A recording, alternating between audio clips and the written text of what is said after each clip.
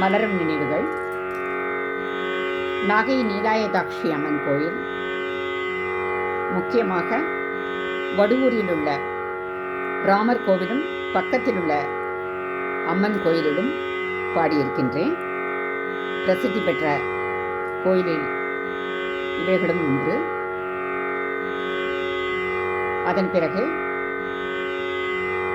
ஆரணி மாரியம்மன் கோயில்,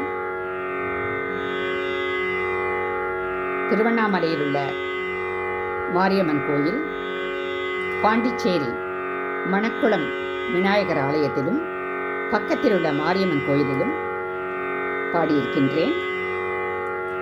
அன்னப்பம்பேட்டை முத்துமாரியம்மன் கோயில், காட்டூர் காளியம்மன் கோயில், புரடாச்சேரி காளியம்மன் கோயில், ஏராளமான கோயில்கள். கும்பகோணத்தில் அருகில் உள்ள மாரியம்மன் கோயில், படைவெட்டி மாரியம்மன் என்ற கோயில் மிகவும் பிரசித்தி பெற்ற ஆலயம். வருடா வருடம் அங்கு திருவிழாக்கள் நடக்கும். இந்த ஆடி மாதம் மிகவும் அற்புதமான ஒரு மாதம், அம்மனுக்கு மிகவும் உகந்த மாதம். இந்த விழாக்களில் ஒவ்வொரு வெள்ளிக்கிழமையிலும், அதிகமாக செவ்வாய்க்கிழமையிலும் வெள்ளிக்கிழமையிலும் இங்கு நிகழ்ச்சிகள் நடக்கும். எல்லா வெள்ளிக்கிழமையிலும் இந்த மாரியம்மன் கோயிலில் நிகழ்ச்சிகள் நான் நடத்தி உள்ளேன். அதன் பிறகு வேலூர்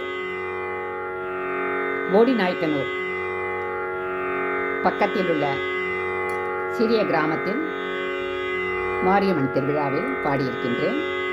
இங்கு குளித்தலை மாரியம்மன், கரூர் சாலை மாரியம்மன் மிகவும் பிரசித்தி பெற்ற ஆலயம். வருடா வருடம் இங்கு நிகழ்ச்சி நான் நடத்தியிருக்கின்றேன். கரூருக்கு பக்கத்தில் தாளியாம்பட்டி என்ற ஒரு சிறிய கிராமம். அந்த கிராமத்தில் மாரியம்மன் நிகழ்ச்சியில், மாரியம்மன் கோயில் மலை மேல் இருக்கும். அங்கு சென்று அதன் அருகில்தான் கொல்லிமலையும் இருக்கின்றது. இந்த கோயில்களில் நான் இசை நிகழ்ச்சி நடத்தியுள்ளேன் என்பதை மிகவும் மகிழ்ச்சியாக தெரிவித்துக் கொள்கின்றேன்.